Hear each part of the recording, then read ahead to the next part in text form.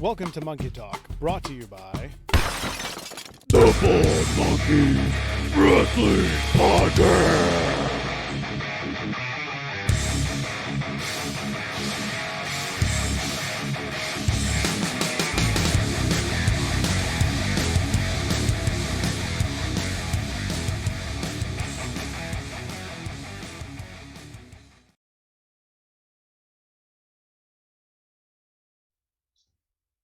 We are live.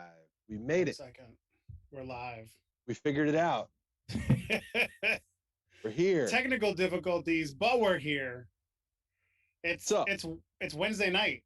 It's Wednesday night. You just probably stopped watching wrestling on iwtv because you should be watching wrestling on iwtv. Exactly. And you popped into Monkey Talk. I'm here. Christopher. The captain's here. Chuckles, what is that picture below me? I don't recognize that picture. The man is in a mask. And I can't tell who it is. Well, I don't know. If you watch a lot of IWTV, you've seen that masked man. And the gentleman that we have tonight through the airwaves, no video. We had to that's the reason why we're late. We had to switch things up, but we roll with the punches. Shit happens. It's cool. It's Cinco de Mayo. So we're all good with it. But tonight, our special guest, he hails from somewhere in Tennessee, I believe. Yeah. He is a member of the formidable KOBK. He's a video editor. He is a podcast host. He is a commentary extraordinaire. I saw somewhere he's also a consigliere. And in my opinion, he is the new mouth of the South. With us tonight, the man, Jumping Johnny Mosley. Thanks for joining us, sir. Man, thank you. I'm just gonna call it a night now for that entrance. That doesn't get much better, man. Thank you. You know what? Coming from a commentary specialist like yourself, that hits my heartstrings, and I love it. And I thank you, sir, for that compliment. It's what I try to do to bring us in every time. No, yeah, I appreciate you guys accommodating me. Of course, I'm out in the country, but it does feel very on brand that, you just hear me, man. I'm just a voice. I kind of like it that way. Perfect. You're calling the camera. You are calling this interview right now. Yes. Beautiful stuff. So we're gonna jump around with Jumping Johnny. We're gonna play this a little bit by ear tonight. It might sound a little different than most of our interviews. We're trying some new stuff out, but you're gonna hear some normal stuff too. So like we always start, we got to learn about the beginnings of our guests. So John, growing up, what were you like as young John? Big wrestling fan early on, preteen years. I've always said the day I fell in love with wrestling was WrestleMania 14. It's on March 14th, 1998, I believe. Got the date. It's Austin and Michaels, it's Taker and Kane, it's my older brother took me to hang out with his friends, so that's cool in its own right. So I was really big into wrestling, then got into sports more, football and whatnot, and then just small town living, man, nothing too exciting. I missed out a lot. What's been cool was I missed out a lot of wrestling. I kind of got out of it my teenage years, so I went back now. There was a good chunk of my life I wasn't into wrestling at all. So when I kind of got into the business, sort of, and then here last year and a half or so, now really going back and kind of seeing what I missed. Some of it not so great, but it's still cool to go back and be like, oh shit, that's what happened. So that's it. That's an interesting point, John. So you got into wrestling, then got out of it for a little bit. Yeah. What took you away from wrestling for a little bit? Yeah. I don't really, Austin walking away was I remember that being a big thing. Like even there towards the end of right before he left, I was kind of in and out. And then when I kind of was flipping on and not seeing Austin, that really was a part of it. And then it was just I'm one of those, like, I have an addictive personality. So when I got into football, man, it was like, cards and like DVDs and movies, like VHS. I mean, anything I get my hands on, that's what it was. So it's like, it was football for so much of my life, and then like music, movies, stuff like that. And then now getting back into wrestling a lot since, I guess, man, not even that long ago, like 2016-ish is when I really got back in. So we're talking like a good chunk of that time, man, that I really like. It wasn't, I was watching old independent wrestling more than, up to date wrestling. I think It's like everybody goes through those times where you just like, there's other stuff going on, or you're not quite getting what's going on Yeah. the wrestling shows, and you're like, I'm gonna take a little break and go do something else for a little while, and then something brings you right back in. Yeah, dude, exactly. Yeah, it actually was a buddy of mine. I was about to graduate from ETSU when a buddy was like, he told me about the Shield, and told me about, he was a really big WWE fan, so he kind of got me in that way. And then actually NGW is one that was like my first independent show, kind of as an adult coming back in, and that was a weird kind of show. Like, looking back on it now, like, it had, I think it was Sean Hoodrich and Crimson in like an ambulance match, and then the main event was like Cody Rhodes and Matt Cross. So, you know what I mean? Like, to go from all I was really watching was like, this is 2016, 2017 WWE, to like, oh man, this is, and then the Omega Okada stuff, I saw that like on YouTube by like chance, and that kind of really, I got into New Japan really hard there for like a year and a half, 2 years, and it was just weird, like I said, being at that NGW show of like, so this is independent wrestling. Okay, yeah. I'm with you now. So you jumped around there to a lot of different types of wrestling, a lot of different wrestlers. You mentioned Austin and Michaels in the beginning.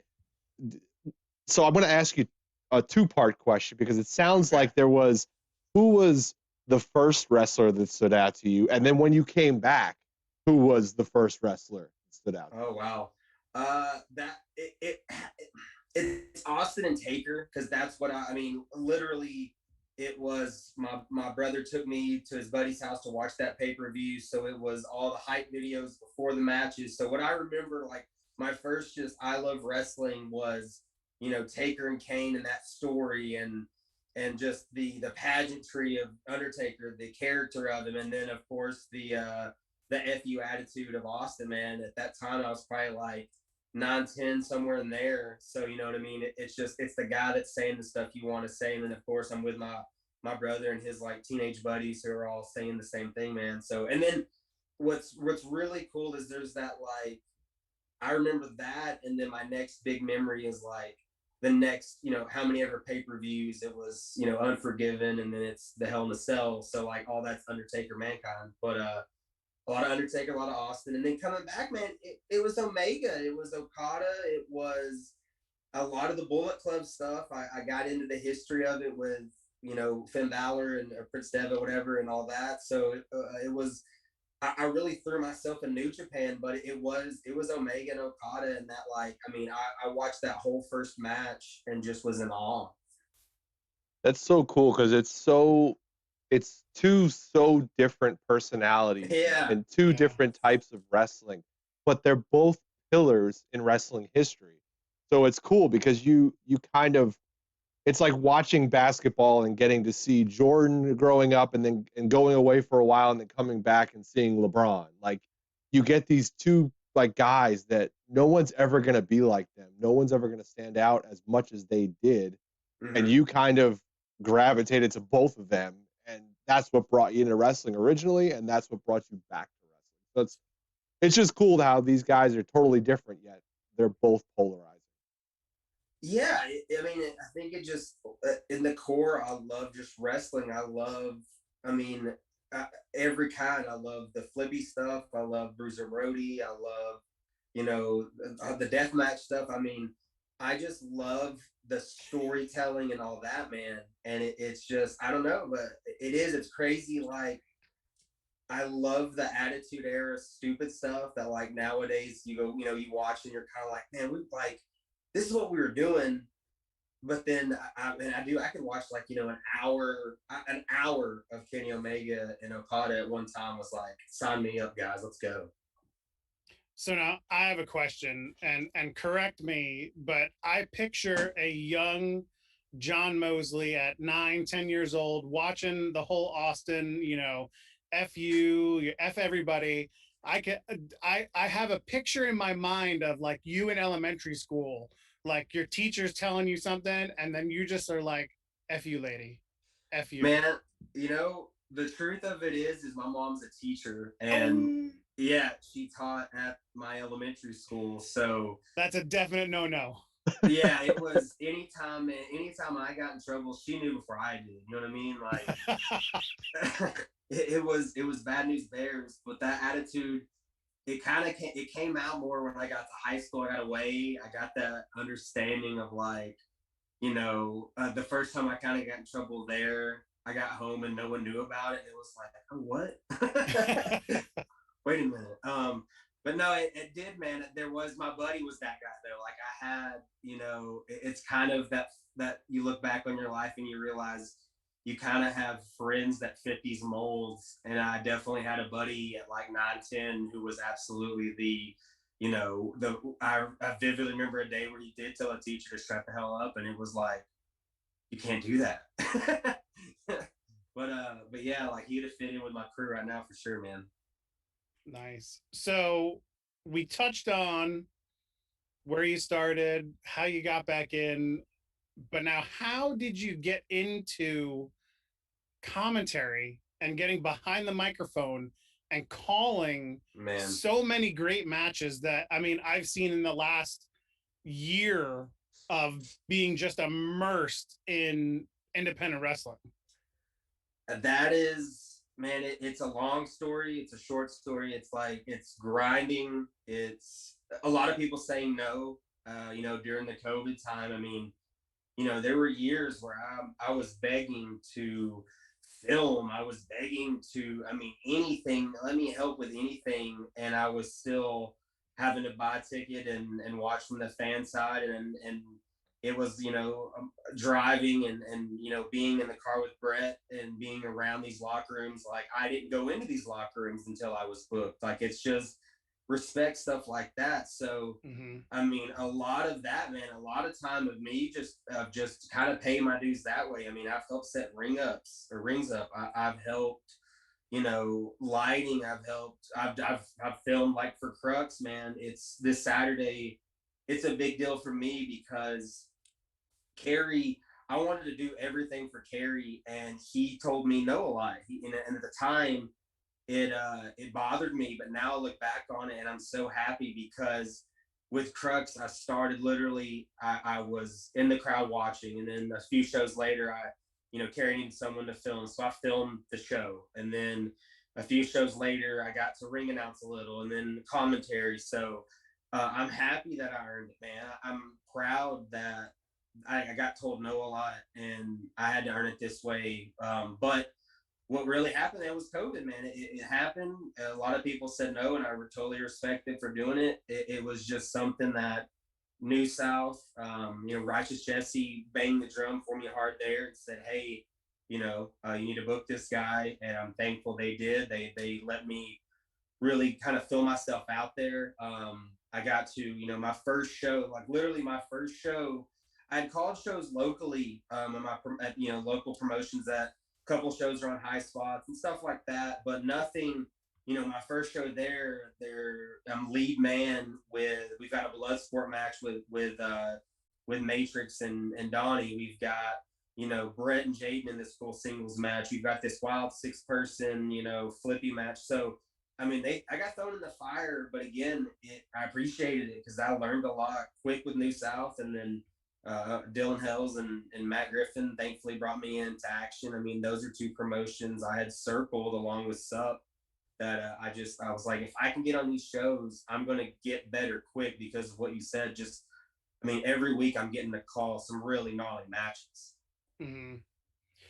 What's more terrifying, getting in the ring and announcing the talent coming in, or getting behind the microphone off camera and calling the match?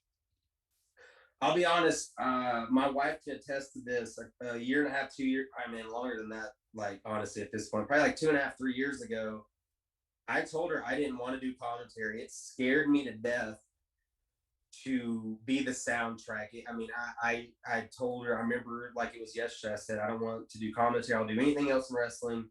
That scares me. But that fear is what made me great. I mean, the homework I did the first 6, 8 months, I was having, these shows this consistently. I learned a lot, man. To now, I don't stress about it. Like, I ring announced at a couple of small places, in Tennessee. One of them being TWE, which is getting on IWTV more and more, which is dope. But um, it's not even a fear anymore, man. It's exciting, man, to be out there in front of that camera. But it without a doubt, the answer is like doing commentary for a match. If I still really let myself feel it, it's scary because a lot of these matches they don't need it. I mean, they tell the stories there to tell. So for me, it is like recently Mike Bennett was down at New South a bunch, and I was kind of like, gosh, he's had some really great commentators call his stuff. Like, we'll see how this goes. And I, heard nothing but good things. So that was really cool. Nice. I had another question literally out of my head. What? Take or dive? Take or dive says he's a liar. Says he's wrong. Says ring announcing is much worse. No, that I have to disagree. That's one man's opinion. It's just mine. I got my question. Okay. Back. You mentioned homework. Yeah. What kind of homework do you do now compared to when you first started, like before shows and everything? It's thankfully now it's every weekend with a lot of these shows, so it's not as necessary. I mean, there were times where like I would listen to it's everyone likes different commentary. It's like wrestling as a whole. We all see it our own way, our own filters. So I get why people don't like me. I sometimes don't understand why people do like me. Like, there are things I do that I don't like that people seem to enjoy. So it's that kind of weird balance where I don't know, man. It's kind of terrifying, but it's also like there's nothing better than really being on like that Mike Bennett Effie match. I felt like I was so in kismet with what they were giving me, and I didn't do a ton of homework into that because I know so much about them at this point. Like, from 6 months ago, say, on a Friday before a show, I'm watching some film, I'm listening to, commentary from, say, Excalibur, Kevin Kelly, or, something like, I'll just listen to a match, in the car if it's just me driving to kind of get that flow of, of like, I know how writers, right? I forget the movie, but someone's like, type in the way of like Great Gatsby, so the rhythm of a great novel. So I'm trying to like find that rhythm of a storyteller. Now though, I don't do that as much. I'm really locked in with, like, I'm seeing a lot of the same faces on these shows, so I know everyone's story. I'm confident where I'm at, but there's still little things that I've got to do. Like I've got to watch I got to do a little bit of homework. I got to watch a little bit of footage, even if it's still pretty fresh on the mind. Just like the wrestlers, everybody's got to put in the work. Yeah, absolutely. Yeah, it's something I take a lot of pride in. It's something I'm really hard on a lot of people. People ask, opinions on commentators, and I'm really hard on myself. So I'm definitely hard on everyone else. And but I think that's an important part. It's when everything's flowing. I had someone send me a match recently with no commentary, and so I had to ask them, like, hey, what's the backstory for your character? What's this and that? And once they told me that, I went in, watched the match, and it was that thing of like, okay, now I understand where we're going. And that's the difference, sometimes between the matches hitting that next level can be separated by good or bad or not so great commentator. Yeah. Now, you mentioned that you got some upcoming shows. Right. And I know Chris has got some rolling banners down in the corners here of the shows that are coming up that you're going to be on. But as always, we have to fulfill our contractual obligations to one of our very special promotions that we love, and that's Action. Oh, Yes. And I thought you were going to say Jaden Oh. Newman. Sorry. Damn. So I didn't get the notes on that. Sorry. Moving on. So moving on. So May 14th, Action's got a doubleheader down in Tyrone. What are you looking forward to that has been announced so far on those two shows? Action still finds ways to surprise me. The JD Drake announcement, I didn't know about that. I saw the graphic when y'all did and was just like, okay, well, I'm absolutely here for that. As anyone that needs to be taught a lesson like Jaden does in Tyrone, JD Drake's the man to do it. So that's a big highlight for me. Jaden might be running out in the parking lot again just to get away from JD Drake. I don't blame him, bro. The guy's heavy hands. Yes. Chops. Man. I can feel him now. What else do you have coming up? I know you have all the New South stuff. What else do you have coming up on the horizon that you can tell us about, that we're going to hear your voice and see your beautiful face on our iwtv screens? Definitely filming for Crux this Saturday. That's going to be a double header loaded. I don't even know the matches. I know all of the KOBK crew will be there. So under the same roof, like maybe, I believe this is the first time ever all of us are going to be at the same place at the same time. It's usually we're like one person off. Oh, wow. So that's going to be really, really dope. And then of course, shout out Action, shout out New South, shout out TWE. I think June is where NGW, that promotion I mentioned, the first show, kind of my first indie show back into wrestling. They have me for commentary. They've got a pretty sick card. I know a lot of the BSB is going to be on that card. But that's just a cool story for me. I went from, like, that was my first interview what got me in the window of wrestling was I interviewed a buddy of mine that runs a promotion back home. And that kind of got me in the door with a couple of buddies. And then they got me to Cody Ford from NGW. So he was like, I interviewed him and he hooked me up with tickets to that show. And it was just a cool experience. And that's been like 4 years ago. And now they're paying me to talk into a mic for them. So that's pretty cool. That is awesome.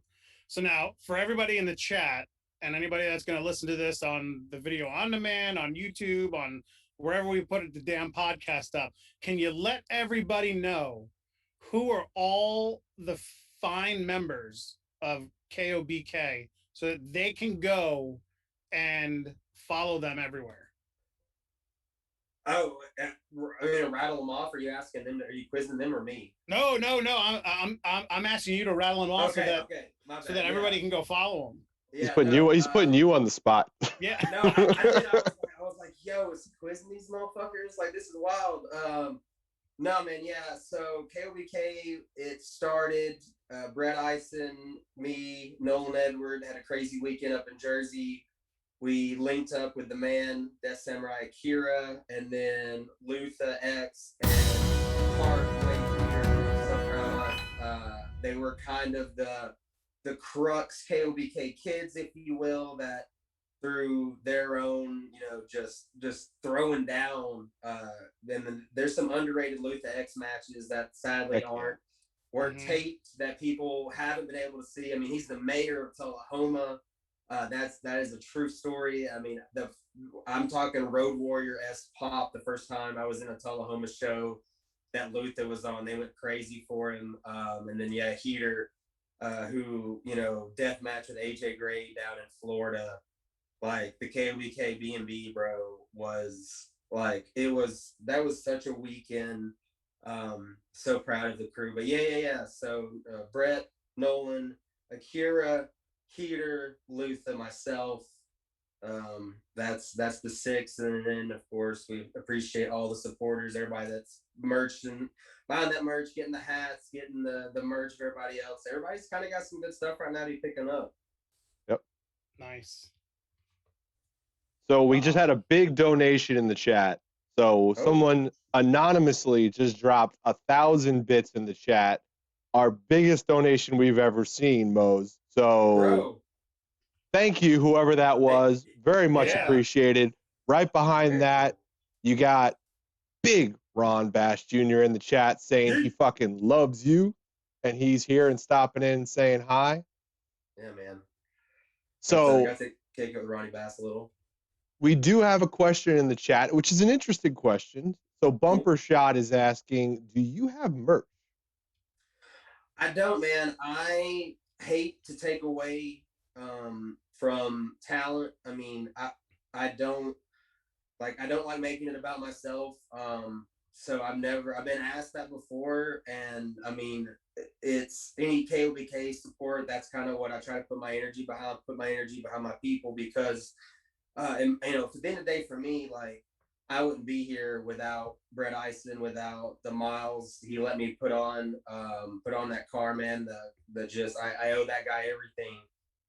So I hate, you know, that's what's important to me. That's what's important, is the talent that goes out there and gets in that ring, and man, it puts that life on the line, because it's something that we see so much wrestling, we take for granted how dangerous it is. We forget that sometimes. So I always like to keep that in mind.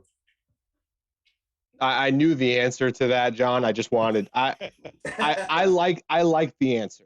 I knew the answer because, full disclosure, we have talked to John about being able to do something with him around merch, but he is very adamant about not doing merch because he does not want to take away from these guys. And I think that's a big reason why you've come so far, so fast in the industry, because you respect it. You respect the guys in it, and you respect wrestling in general. And it's the respect, I think, comes back to you in, you know, tenfold, you know, and it's proof that someone could be a good person in wrestling and get by and do really well. No, yeah, I do. I mean, I love my people. I love this business. I love that my dream when I was a kid was to be John Madden. I'm a huge MMA fan, so, like, you know, MMA commentary, Joe Rogan commentary. I know he's very controversial doing the podcast. I am strictly just talking about his commentary. but but yeah, so it's really cool that I do get appreciated that way. But it is, man, at the end of the day, like, I love that feeling of, like, when everybody puts it together for a show, like, we all understand our roles, we all understand what we're doing. Because it is, man, the business doesn't owe me anything. I owe everything, like everything I have, to it.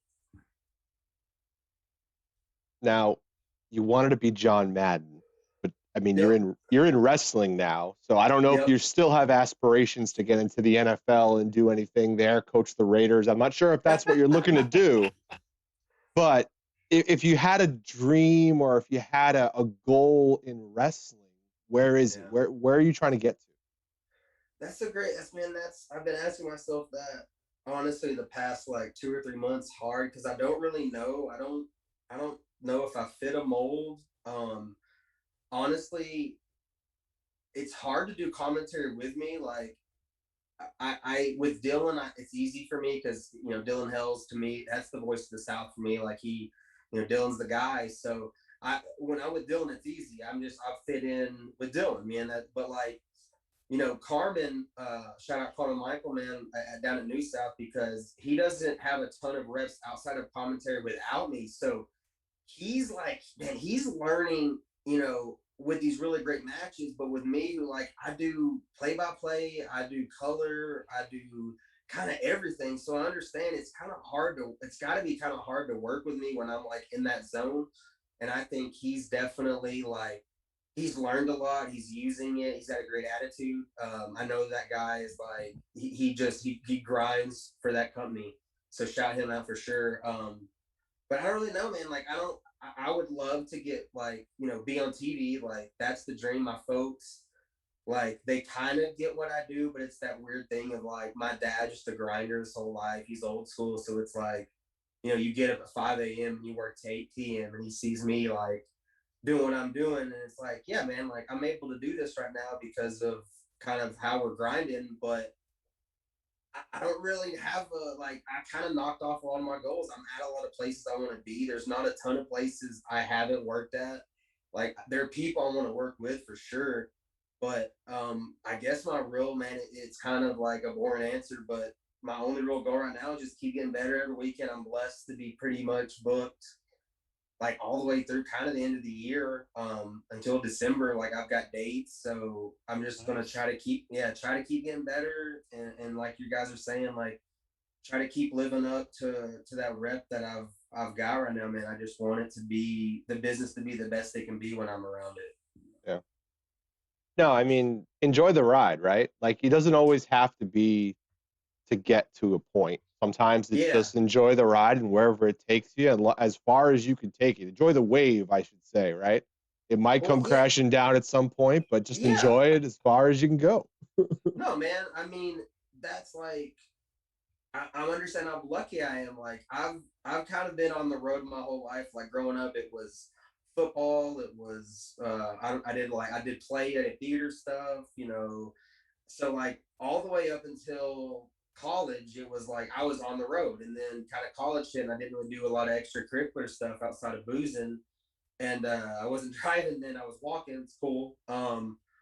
It just like it takes you back to that place, that excitement of when I was a kid of like, oh, we're gonna do this, and then my wife Haley just supports the hell out of me. I know I have so completely blessed to have someone that, some of these shows they'll add a show on like short notice, and it's like, oh, we thought we were gonna have a Saturday to hang out, but like I gotta go here now, and she's always like, let's do it. Um, so yeah, man, it is. I'm enjoying it now. I get to hang out with like my best friends every weekend, from Thursday to Sunday. Like we're on the road, and just kind of talking shit, and just getting ready to hang out, man. Like you're right. That's kind of where I'm at. Enjoy this the way it is, because yeah, like all this could go away tomorrow, and I know you'd be there with me, and that in itself is a blessing. Now you mentioned a couple of different promotions you're doing work for, and Right. what I've noticed is there's the one man commentary, there's two man commentary, and sometimes we even see the three man commentary. I've Yeah. heard many different opinions of this. I need to know what your opinion is of each of those versions of commentary and what your preference is. Oh man, if I mean, I hate three-man commentary unless it's three people that really understand their roles, and that's kind of rare to find. Um, but again, how I like to focus, right? Some matches I think we need to focus more on what's happening in the ring, whereas some maybe it is a little more story. So that's again your own personal preference at a certain point is going to come out there. Don't love three man. I think two man's the way to go. It's good to have your roles. It's good to know what you're doing. It's good to have someone to kind of fall back on at times that can kind of pick up this and there. And then one man, like I don't hate it if you know what you're doing in the story. Like I've had to call some shows at TWE one by myself. I've called some shows at New South by myself. It's if you're in the right mindset, man. Like one of my favorite matches I've done commentary with is was Jordan Oliver and Nolan at New South, and I didn't know. Like I thought I was gonna have someone with me for that match. Some miscommunication happened, and I wound up able to do that match by myself. And I think it's some of my best work because I knew 100% what each of them wanted to tell, and I didn't really have to worry about someone else. At times, you're not on the same wavelength, right? And I was able to tell what needed to be told, this, there, and that, and it kind of worked out. So if you know what you're doing, man, I think one person's can be really, really good. So three persons sucks, one person's Yeah. good, and two is a sweet spot.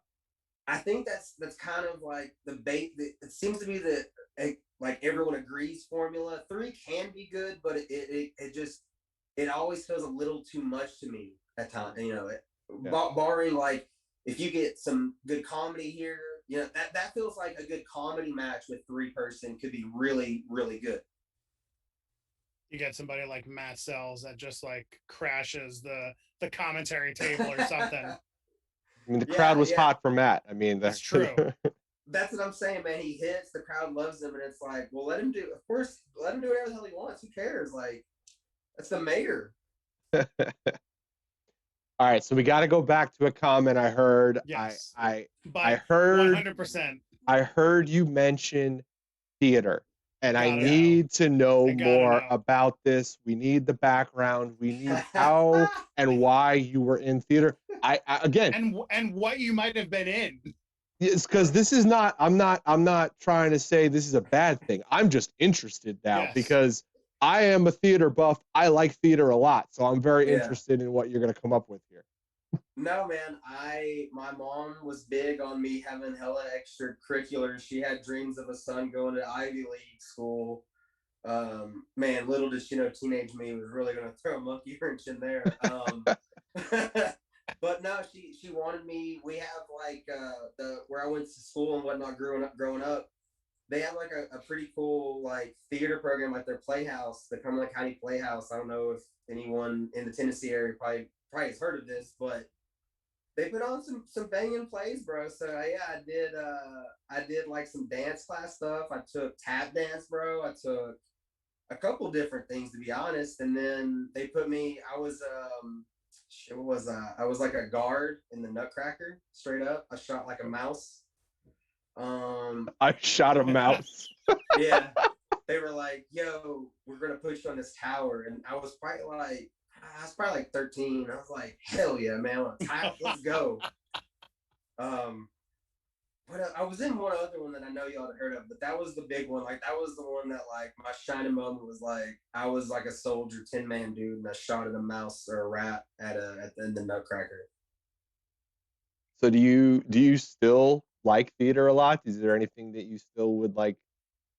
It Dude, almost yeah, like say you would love. well, I mean, I don't not a ton. Like there musicals I do like. There's plays I do get into. Like there's still it's not at all like, oh man, I'm not messing with that because it's a play or anything like that. So yeah, like there's some like obviously I had to go check out the Book of Mormon. I mean there's been I mean there are some other ones that I never saw. The one that had that Hugh Jackman John they made a movie of it. Les Miserables. Yeah, I'd watch that. I never did, but I would have. Like, You said the whole word there. Chuck said the whole word. He couldn't just say Les Mis. No, I was like, is that the name of it? I feel like I'm wrong. I wasn't. And then yeah, I kind of still do like not as much musicals though. I still have that soft spot to me. Like if there's a preview, I'm like, I'm gonna check this out. Like I'll probably rent this. It takes me back. What's the last musical you actually saw? I don't know. Does it count does the Romeo and Juliet? That doesn't really count as a musical. Like the movie, yeah, like the Claire Danes, like Leonardo DiCaprio movie. John, parts of it. do you know how long ago that was? it was like 96, I think. I was still in high school. It's dope though. Like that thing is. I just recently watched it again. It was like this is the sickest shit. Like, how did this movie not make $1 bajillion? For a second there, I thought he was going to say Robin Hood Men in Tights. You know, also seen that. Yeah, I mess with that. It's a good one. It's a good one. Family musical. What is it? I'm sure I've seen. I've been a rewatch more than a new musical, to be honest with you. Definitely rewatching more. Hamilton seems to be the one that I haven't watched. See, yet, I haven't watched it yet. It's good. It's good. Disney Plus this weekend. Yeah, I'm gonna watch this weekend. Now we talked about it. Val, our lovely friend Val Pancakes. What up, Val? Says Hamilton for her. Okay, yeah, I'm gonna watch this weekend. Chuck, let's jump in the chat. We got a question from AHK Dad, looking for your favorite talent that's not Kill or Be Killed. Oh man, you know what? That's okay. The simulation, like, so me and Ison have this whole thing that we live in a simulation.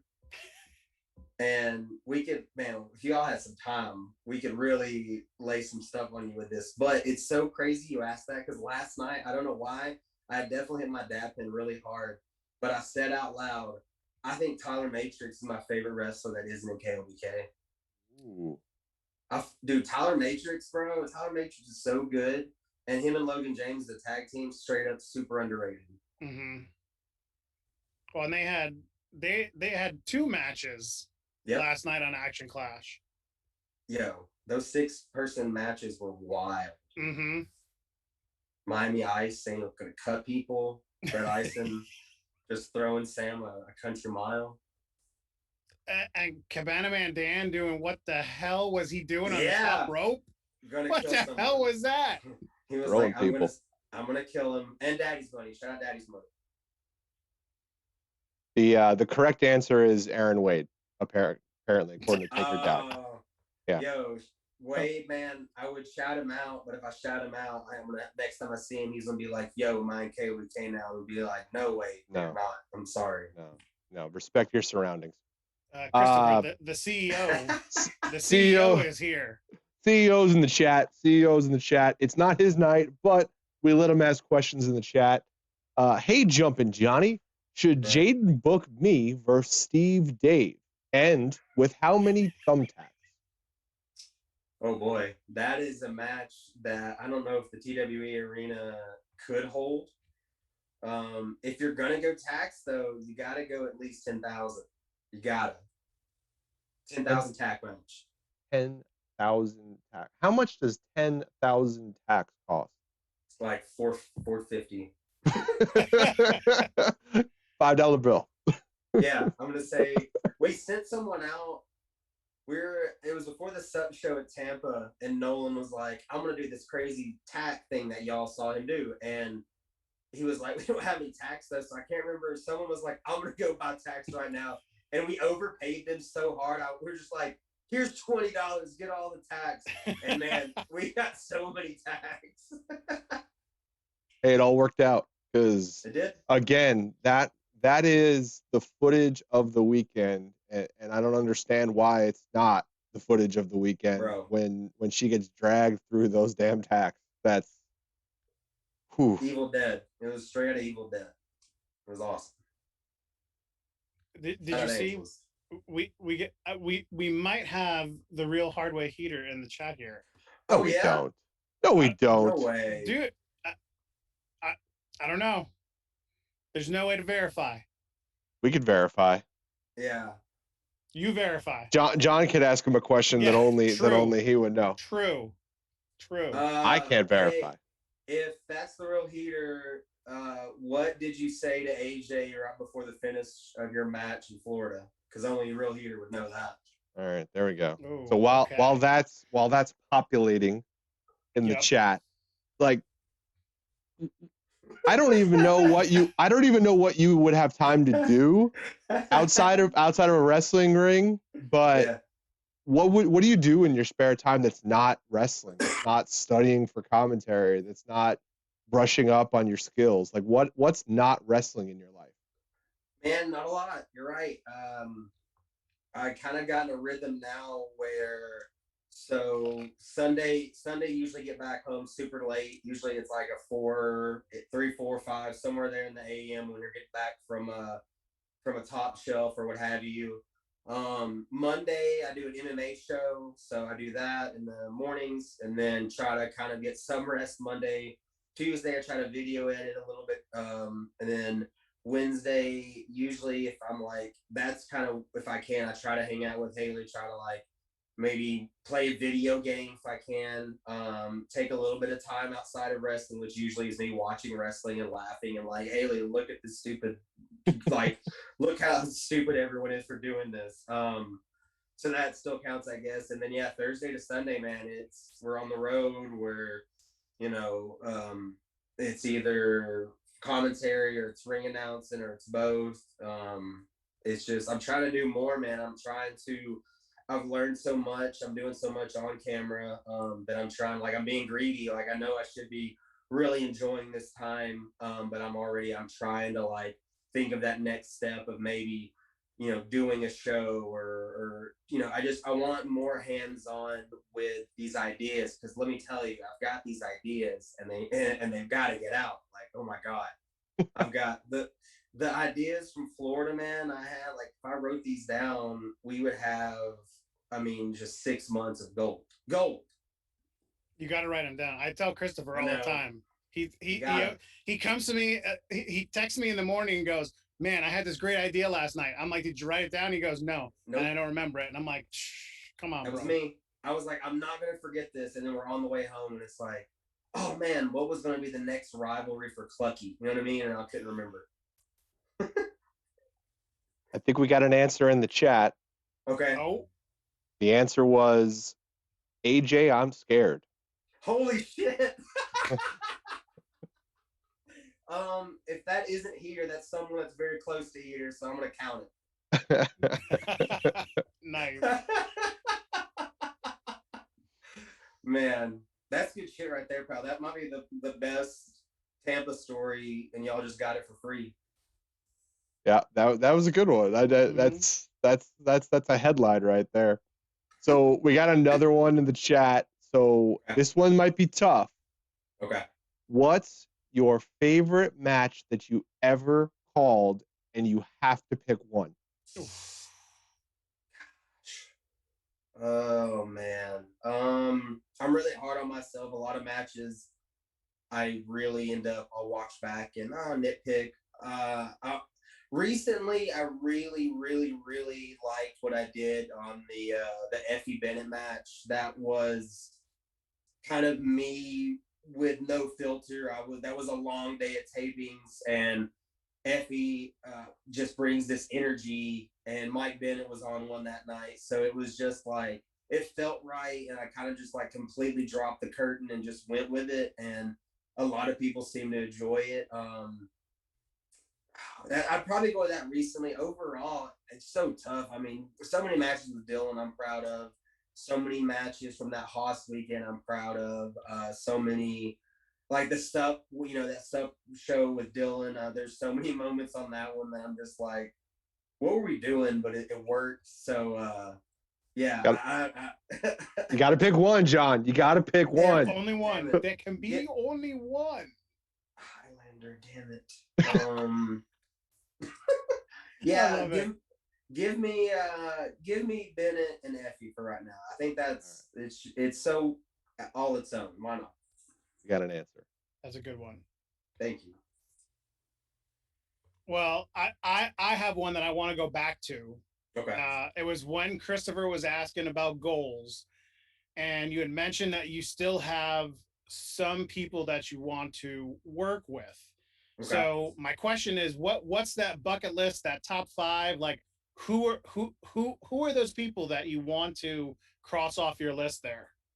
I was really happy to do a match with Struggles down Tampa. I got to call a match with him. I got to call a couple with Scotty. I mean, that was an absolute blast. Struggles was like number 1 hard because I think we both kind of bring a different kind of look at the wrestling ring. I mean, obviously what he's got going on with Pit Fighters is so dope that he's able to attack it from some different angles. But that one was I want to do more with Struggles. I want to work with Emil. I think I could have a blast just cutting up with that guy. That's really kind of it, man. Like, I want to do one with Bobby Documents. I know he's about to show up at Unsanctioned Pro, so that's one I'd like to cross off. I'd love to do more with Righteous Jesse. Any more I can get in there with Dylan Hells. These are just people that I could kind of hop in there and really just cut loose. Like I said, that might be it. Other than Bennett Effie, I'll give you another one. That match with Struggles, I'm really proud of. That was a high energy match, and we matched it. I thought. Nice, Chris. It looks That's what happened? Holy crap! That's like the longest question I think we've ever seen.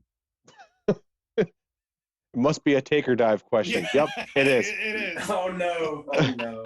All right. So. Oh God.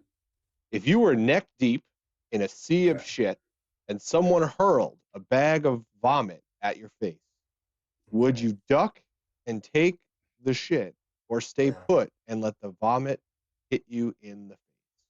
I think out of principle, I think I've got to duck it. Like out of sheer, I just can't let that happen to me. I'll take this one myself. Boom. There's no follow-up needed for that. I think that's just No. moving on. Moving on. KOBK. Moving on. And we're gonna bring something new. We started doing it. I started doing it on Val's stream when she comes on. Time out. Before you get to that, we have the CEO has spoken. Bose, should we book Ron Bash Jr. and Hardway Heater for futures? Yeah, that'd be fire. They beat the hell out of each other. That's a roaring thumbs up for me. But I don't have a hand in. I don't have a hand in any of that. I just they give me a headset. That's all I get. I think it's booked. I think it's we talked about it. We've confirmed it. Thumbs up, Matt. It's booked. Just go ahead and book it. They're both in the chat. They're both in the chat. Guys, just show up. You're in. Yeah. Hellfire. Outlaw okay. Shit. We got lightning round. We got 10 questions for you. Oh, sweet. As quick as possible, we're going to go through this. Okay. Here we go. Favorite holiday? Christmas. If you were a superhero, what would your superpower be? Strength. Did you just say shit? Yeah. I don't think he's happy with that one. You got to stick with strength. The first one, that's it. Too bad. Yeah. Moving on. Bad. Nickname your parents called you as a child. Oh God, what is it? Boo-Bah. That was my nickname. My mom gave me. Okay. Are you a morning or an evening person? I'm kind of a morning person, to be honest. I wake up kind of ready to go. Okay. Cake or pie? Cake. Favorite childhood TV show? Oh no. Lightning round. Hurry. The Simpsons. I still that's stuck with me my whole life. The Simpsons. Easy one. Favorite number? 7. Favorite ice cream flavor? Oh God. Vanilla. Okay. I love how he gets mad at himself for his answer. I'm mad at that one. Vanilla. Like, come on, man. I could add stuff to it, maybe. Could have had like cookie dough or something, or like I know people like mint chocolate chip. I don't. Vanilla's okay. This is not lightning anymore. I'm just critiquing now at this point. Okay. Yeah. Fuck. Are you climbing a mountain or are you jumping from a plane? Oh no! Oh, I have bad stories for both those. Climbing a mountain. Okay, last one. What is the temperature of your thermostat set at your house? 68 degrees cool. Nice. Yeah. Okay, now we got to get back. See if we had those things set up, Christopher. I could have done a cool rewind thing, but no. I got to do my stupid voice and go rewind. It's pretty good. It happens. So what is this mountain climbing story and jumping out of a plane? Well, so me and my wife went to Hawaii a couple summers ago, which was totally cool. But like the first day we were there, we went to the Big Island. It's this beautiful. We're gonna hike down this beautiful blah blah blah, and I'm like, all right, we're here, whatever. So we're going down, and like I'm sweaty going down, bro. And this like super skinny hippie dude's coming up, and he looks like he's about to die. And I look at Haley, and I'm like, I don't know if I'm gonna make it back up. And she was like, it's fine. So we hang out down there, blah blah. And so we're climbing back up this thing, man. And I there were 3 times I was like, I have heat exhaustion right as we speak right now. I'm dying. But we made it up, and this is where it gets bad. This is not bad yet, by the way. Yeah. I feel like I'm about to die. We drive to get lunch. I'm literally eating. I'm just stuffing my face with like barbecue. And I throw up, like not a lot, but a little bit. I just throw up kind of at the table. And again, my wife, bless her heart, she just looks at me, and I like clean it, and we finish eating and leave. And like I made a point to look back, and they were just like scrubbing that table like that guy is disgusting. So So that was climbing the mountain story. A couple of days go by. We're gonna fly over to Maui. We take a puddle jumper plane. This thing, bro. This plane is smaller than like the one I played with as a kid. This thing is tiny. Oh.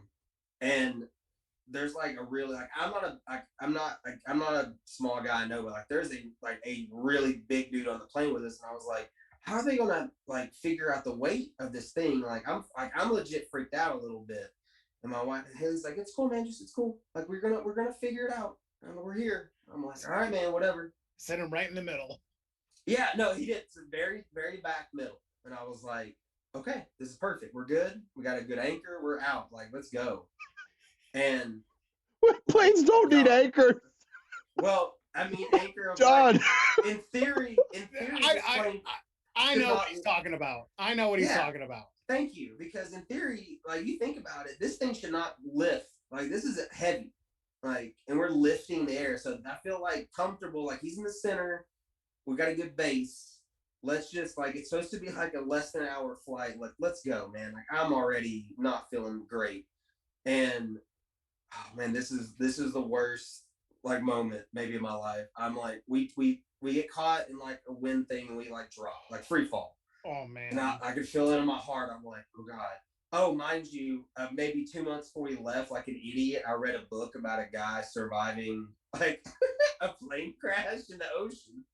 Let me just minor spoilers. It was very hard swim, so I was not looking forward to that. Research. Yeah. All that's going through my head. We hit a second wave or wind thing, and we drop again, and I'm like, I'm about to freak out. And I swear to you, I'm staring at the pilot, like it's a tiny plane. We're like the first row, like I'm right. Wait, you can see the pilot, like dude. There's no door. No door. I'm directly behind the co-pilot. Got my eyes like I'm eagle-eyed on the pilot, bro. And he fiddles with this thing on the dash and fiddles this other thing, and then he tightens his seatbelt. Oh, I see it. I see it happen. And I look at Haley and I go, oh my, no, dude. She goes, what? And I go, I can't say it out loud because there's like a little girl behind me and I'm about to have a panic attack. And we hit one more of those. We free fall for like a half second, but then we like kind of recover and we landed and everything was cool. But like, I will never forget that moment of like, he's trying to be so smooth. He's like, oh yes, I'm going to hit this. Oh, I have to fiddle this. Oh, seatbelt. We're going down there. Oh God. I love that the pilot is going to save himself with the seatbelt. Yeah. He's like, we're not going to bring it up yet, but I'm going to tighten this boy just a little bit. And I did. I was like, it felt like I was in a movie. I'm like, yo. Oh my. Maybe that anchor was really weighing that plane down. I don't know. Right? I said, we got in the rent-a-car, we landed or whatever. And I was like, every person on there I'm cool with. Like, I needed all of them, I think, in theory, to make it here. We made it. They're cool. They're with me now. They're my people. Oh my. Minus the pilot. Now that's a plane story. Now we didn't get into it yet. I don't know if Chuck was going to ask it, but I'm going to ask it. I want to hear about road stories because I've heard little snippets. I've heard about this crew. I've heard how you even got into the crew, jumping in the car. Yeah. I want to hear. Just give us one good road story that you could share. Oh man. Change names if you need to. You can't change names. We know exactly who he's traveling with. Yeah, y'all know my people. This is a pretty funny. Like this one, I think is pretty funny and it'll fit pretty well with our people here on this show. Shout out Dylan Hells. So we were coming back from Florida, and it was me and Brett and Haley, and man, we had been in the car a minute. We hit some traffic in Florida. Like everybody was tweeting, like getting out of Florida was hell that day. Like it was the end of spring break. It was bad news bears. But as y'all heard from my previous story, we ain't flying. I'm driving.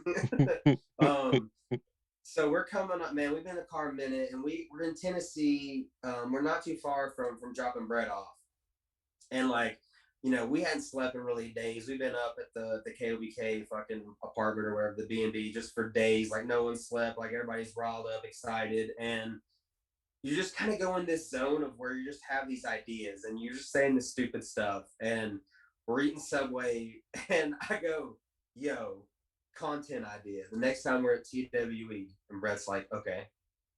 And I go, so Super Troopers, we have the camera on. It's like Dylan's like kind of has his face in his hands, like he's annoyed. And me and Brett are sitting there talking. And he goes, if Aaron Wade brings up Cobra Kai one more time, I'm gonna pooch him. And I said that, and Ison like water. He threw like he laughed so hard, water went through his nose. And then I go, I'm not done yet. Hold on, keep with me. So he says that, and Brett looks at me, and I look at him, and Brett goes, okay. And he goes, hey Wade. And Wade sticks his head out the door and goes, what's that show you like so much on Netflix? And Wade goes, oh, you mean Cobra Kai? And the camera goes right back to Dylan. He just goes, damn it, and walks off screen towards Wade, and we fade black. And like, I had not heard Brett laugh that hard, man. It's like that's the little things that like like I said, you haven't slept. You know what I mean? Like there was a trip we went to the time he was on St. Louis Anarchy, Brett. We went up there, man. Like he wrestled in that tournament. I got like hammered shit drunk. We ate like 4 pizzas, sobered up, and then drove straight back from St. Louis to like home. And I was pulling in, and the sun's coming up. Like those are the trips that you're like, it sucked. You're like, your body hurts. You're coming home like, oh my God, my eyes hurt, my body hurts. I haven't slept. This sucks. But then the next day, you're just like, that's pretty wild, man. Like that was a pretty, that venue's not a thing anymore. And it's pretty wild that we got to do that before the COVID took it all away, man. Mm-hmm. We need to get Also, you a like a road journal or something, so that you could jot down all the content ideas as you go through, so you don't forget any of them. Yo, well, we're doing some vlog stuff now. I finally got like a little dash cam. I'm still working on, so I put out a couple videos. Me and Brett are working on kind of telling more about, him. For so long, Brett kind of, and he still kind of does. He gets thrown in this, he's a brawler because he's a fighter, but like he's a really good wrestler. Like he puts on really good wrestling matches. So we've got this whole kind of, lineup of themes that we're putting out. We put a couple out already, so we got one of those coming up. It's like the most personal Brett's ever been. Like he talks about these matches that he's had these last couple of years, and it's just some really cool stuff. So that's coming down the pipe. Cool. I mean, it is, man. It's just about the crew. It's like you said, it's something that a lot of people joke with us every weekend about joining KOBK and all this, but it's like it's something that just grew from everything was organic. Like I got linked up with Brett because of a flyer. Like I saw him on a flyer, and I legit was like, that dude. He reminded me of Kingpin from like Daredevil and all that. So I was like, yo, this dude has got a story. So I kind of reached out to him, and we hit it off, and like ever since then, everything's just kind of grew. So that's why this KOBK stuff means so much to us. Like, I mean, we all just, it happened. It wasn't planned. Like the original plan was it was going to be a kind of Brett's brand of not so much the Pitbull, more KOBK, Killer Be Killed. And then he had that match with Nolan at ICW, and I got to shout out ICW, man. ICW Nolan Bard, super cool company. They've been like family. They treat me better than I deserve.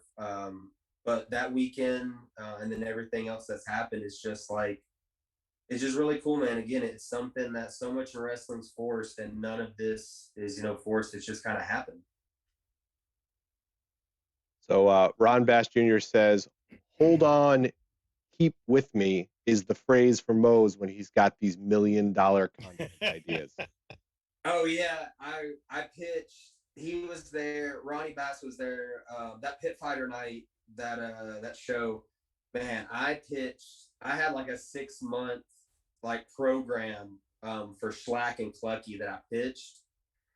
And dude, when I say gold, I mean like just absolute Tennessee independent wrestling crazy gold. That like it took me 20 minutes to get through the whole thing, and he gets it, man. Like I still got that one in the back pocket, Ronnie Bass, don't you worry. He just he said, "Brother, 24 karat gold." Yo, man, that was one, man. We were there. That all that Teddy Hart stuff, bro. That was that trip was pretty wild, man. I can't lie. That's a story for another time, I think. Yeah. That's just Oh no, that's a journey.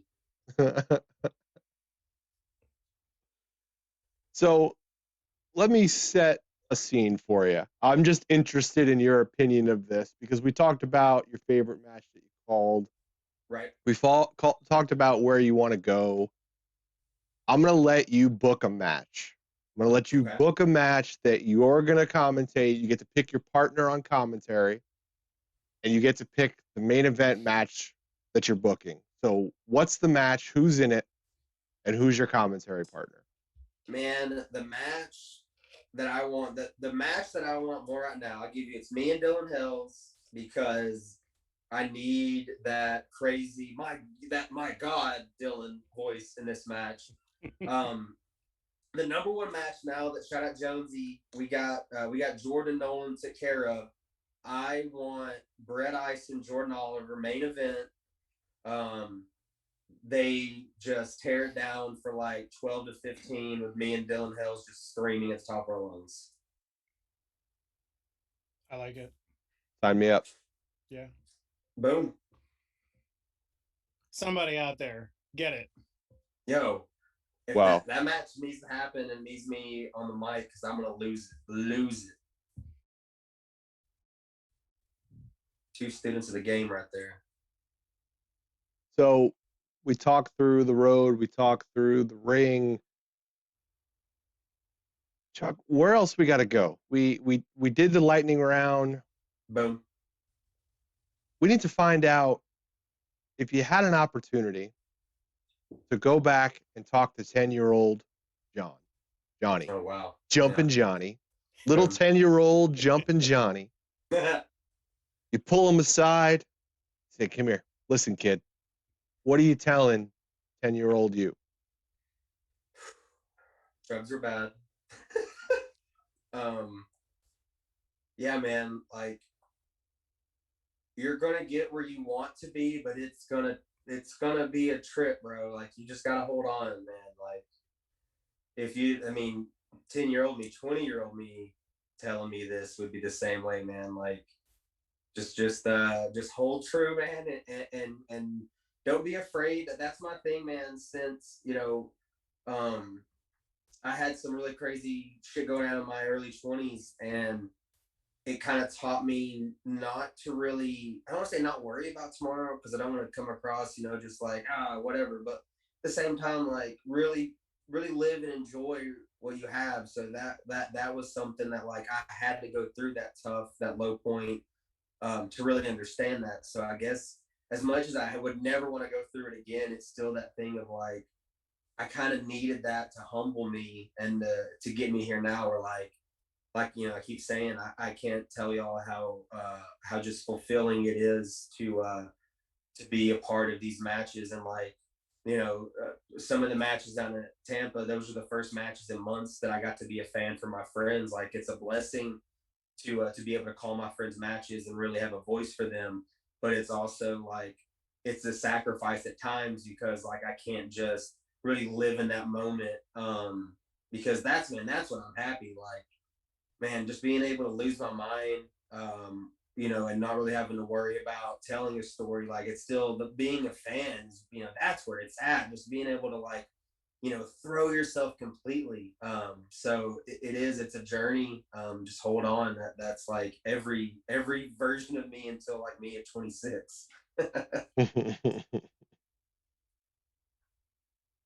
All right, we got some late questions coming in the chat. If you got a question, throw it in now. This is your last chance. Yeah. Because Chuck is warming up for the ultimate question. Well, so and I even have a question before the ultimate question. So let's get these questions in before the pre and ultimate question. So bumper shot. I don't know if this is really a question, but I'll ask it. Does Mose have an OnlyFans? No, if I did, it would just be thigh pics. So Nice. AHK Dad, what's your biggest pet peeve during commentating? oh, biggest pet peeve for myself. Try not to I try not to talk too much at times, though I know I'm guilty of it. Biggest pet peeve for other commentators, if I'm watching, not focused enough on telling what the talent wants told, not what you think should be told. I lost the chat for a second, Chuck. You're gonna have to jump in on me. Oh yeah, I got it for you. Let's see. She's rad asks, and I think we know who that is. She asks album recommendations. Oh man, I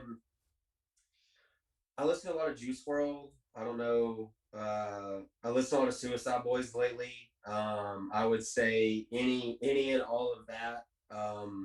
If you're trying to kind of get what's in the KOBK car, it's a lot of Suicide Boys and some Atreyu. I guess if we went through like a Census Fail and a Atreyu phase there for a minute recently, but. I guess just like I guess the Legends Never Die from Juice WRLD, man. There's a lot of stuff on there that like I really just kind of throws on, on a long road trip and just kind of goes. Nice. So Val is back. Well, she's been here the whole time, but Val, of course, is the connoisseur of pancakes. Correct. Yes. And would like to know, how do you take your pancakes? I am actually a chocolate chip pancake / Oreo. I didn't know that you could just, you know what I mean? Like, I underthought a lot of stuff until like I got with my wife Haley, and it was one of those. She was like, I was like, man, I wish I could make an Oreo pancake. And she's like, why don't you? I was like, you can't do that. And she's like, do it. And I did it, and it was awesome. So Outstanding. Nice. All Anything right. else, Chris? I think that's it. Last chance, last call. Well, appreciate everybody. Yes, appreciate everybody in the chat. So I'm setting up a scenario here. Okay. You're getting ready to go out for a wrestling weekend. You sleep in late. The KOBK car drives off into the sunset. Well, not if it's the morning, but whatever. Drives off into the sunset without you. And I steal this question from Val Pancakes a little bit. Who are you calling to pick you up? And who is in that non-KOBK wrestling car? Oh man, it would probably be. Oh man, that's a good question. We have very like specific rules, like the idea of not rolling with who I roll with. If it wasn't the KOBK crew, you know what? It'd probably be Jade and the TWE crew. It'd probably be like Jaden and Dylan. I suppose I could throw Aaron Wade in there, even though I know he's going to be very excited to hear that. Shout out Aaron Wade. I guess a TWE carload would be my my go-to after that. Nice. All right. Hardway Heater comes in late. RSP or Judge Hugo? Oh God, it's without. You know what? I'm a fan of both. I love both, but we're kidding ourselves if the answer isn't Judge Hugo 365 24/7. Agreed. And Taker Dive said not Aaron Wade, by the way. Picking you up. Okay. Calling up. No, yeah. No, there's do not. I would not expect Aaron Wade. I would not be my first call. I would call Jaden, and then I would be like, oh, is Wade with you? Yeah. Wade to be in the car. Yeah, of course. I'm calling Jaden. That's the answer, I guess.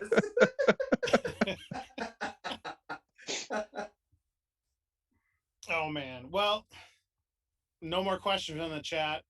We're here. It's the last question. Everybody knows what this question is. It's our other contractual obligation. Even though we do not have a contractual obligation with this company, we're going to ask it anyway. I'm sure people have seen the likes of, I don't know, Jaden Newman, the CEO, Matt Griffin. I believe even Cabana Man Dan had one of our double stuff bald monkey shirts on down at the Action Coliseum. But now the question is posed to you, Mr. Mosley. Are you on team single stuff, the original Oreo cookie, or team double stuff? I think I'm team double stuff, if I got to be honest. Boom. I think We I gotta love do it. That is a correct answer. If we Boom. had some music to play, there would be trumpets blaring and people cheering, but You'll we love don't to have hear that it. shit set up yet. So you're stuck with me telling you that that's what would happen. Oh, what the hell just Anonymous happened? Gifter just dropped 5 subs, so thank you, Anonymous Gifter. Anonymous Damn. has been on point tonight. They Yeet. apparently love that answer from John Mosley. Yes. Jumping Yeet. Johnny, getting the 5 subs in the chat. Thank you so much, whoever Thank that you. was. Appreciate Yes. that. And So, John, appreciate the good answer yes. because yes. you see what it does? You see what double stuff brings to the party? There are some people that I know for a fact in this chat that are the single stuffers. They back that team and they are completely wrong. But you know what? We still love them Tell anyway. 'em. Yeah. We still love them anyway. Now, Chris, before we get to John and given his socials and everything, and before we sign off for the night, I personally want to say thank you to you, Mr. Christopher. Thank you to Mr. Jumping Johnny Mosley for joining us tonight. I also want to say thank you to every single guest that we have had on Monkey Talk, on the whatever the heck we called it before Monkey Talk, because whatever that was, I don't even know. It was just the podcast. Because this Saturday is our 1-year anniversary of doing interviews, and it has been a hell of a ride. It's been a hell of a lot of fun. It's so awesome talking to every single person that we've talked to. There are so many more people that we want to get onto the show to chat with and ask our stupid ass questions and all that kind of stuff. And from the bottom of my heart, I want to thank everybody in the chat that comes from week to week, everybody that retweets our stuff, everybody that likes all the stuff that we put out there, whether it's one person or 5 people, whatever it is, who cares? We love you all. I thank you. And just know that the support that you give us, we try to give right back to everybody that we talk to in one way or another, to promotions, to the wrestlers, to everybody. So thank you. Thank you, Val, for joining us in our crusade to uplift indie wrestling. And before I cry, because I'm a sentimental man, I just want to thank everybody. So thank you. Val happy 1 year. Val thought you were dying or something the way you were telling that story there. Bro, I very well may be dying. I mean, we don't know that. I mean, every day. Who knows? Every day a little closer. Exactly. I'm old, man. This is taking a turn, man. It's like, taking a turn. There's a whole shitload of gray in this beard, bro. I like there is. It's for my retirement when I can be Santa Claus. John, I'm gonna console Chuck for a little bit. Okay. Where could everybody find you on social media? Where could everybody find you coming up this week, this weekend, next week? Let them know. Yeah, follow me on Twitter if you feel so inclined at KOBK. I'm pretty sure it's the same on Instagram. This weekend you can catch me. I'll be at Resolute on Friday. I'll be at Crux doubleheader Saturday, Tullahoma, Tennessee, and then the plan is to be at that Top Shelf on Sunday. Next weekend, fired up to have Action Back doubleheader that y'all are. I know y'all be talking about next week, and then Saturday, the 15th of May, I believe New South has pushed their taping. They're actually going to be at the TWE Arena in Chattanooga, so that's where I'll be next weekend. Yeah. Very cool. Yeah, man. Nice. Busy. Stay busy, my friend. Thank you for joining us. Thank you for doing this. It was a blast. We apologize we couldn't get you on video. We will bring you back on and get you on video. We will figure that out. And next week, yes, you alluded to it. We are back with Action News with our CEO, Matt Griffin. And we're going to talk about the doubleheader night coming up next week. We're going to talk about Boogie Nights and To the Moon. To the moon. To the Moon, because I think it's still going to the moon. It's doing pretty good. That's right. That Doge coin. Action. And let's not forget what's coming up in August. Let's not forget what got announced. Another entrant that literally made me go, holy shit, yes. Yeah. Because the SCI tournament is coming. The Futures is coming in August. Go get your tickets. Get them now. We will be there. Chuck is the one from Pennsylvania. That is one of the states that is coming. I am the PA man. Chuck is from PA. I am from South Carolina. I will be there. Val will be there. We have Big Baby Jimmy will be there. I think an appearance by Nikamura will be there. And of course, all the actual wrestlers will be there. So that's even better. Yeah. So go get your tickets. Everybody in the chat who hasn't, go get tickets or go get ready to watch it. I'm sure it'll be all over IWTV. Yep. Anyway, did we really get a confirmed match in Twitch chat tonight? CEO Matt, are you in the chat? Are we really booking that Futures match? We need to know right now. Is that booked? We need to know it. Confirm. Just say the word confirm. Yes. That's all we want to see. Come on. We want to see Hardway Heater. We want to see Ron Bash Jr. in the Futures match. Put it in there. I'm waiting. I'm talking long enough so the lag, so he hits it and hits the word confirm. He might not even be there. I don't even think he's in the chat right now. I don't think he's What was in the that? chat. What was that? Oh, it's in my left ear. Yeah, it's confirmed. Yep, it's confirmed. It's confirmed. I'm sponsoring it. Me. There you go.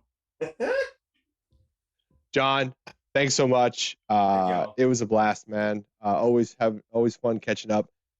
Everybody who came in the chat, thanks for asking questions. Thanks for engaging. Thanks for giving us and John a hard time. We appreciate it. Anonymous gifter, you killed it tonight. Thank you so much.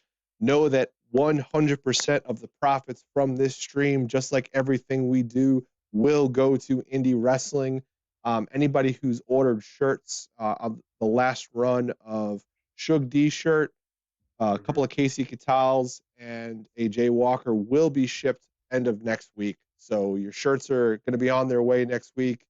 Go check out the stickers. Yeah. Next Friday, number 5.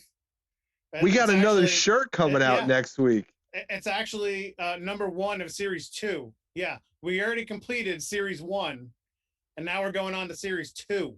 Chuck, there's a series? There's a series. What are we going to do with series? Is there going to be other merchandise? Dude, we got a lot of stuff happening behind the scenes at Monkey Headquarters. We just finished up, and we're waiting for the AOK from 2 lovely gentlemen. We have trading cards of the comic book art and where the inspiration came from coming out. And we're going to have some 4x6s available on the Square site as well. So I know that once we get all that figured out and get all the AOKs and thumbs up on the dotted lines and all that good stuff, that will be available. And again, all that stuff goes right to the people that you watch. Yep. So thank you for that. Thanks for supporting us. Thanks for supporting them. We'll be back on Tuesday with CEO Matt. Look for the Twitter promotion. It'll be out probably sometime this weekend when Chuck gets to it. Other than that, go watch some IWTV. Go follow Moe's on Twitter. Go follow KOBK on all their Twitter accounts. And see you guys later.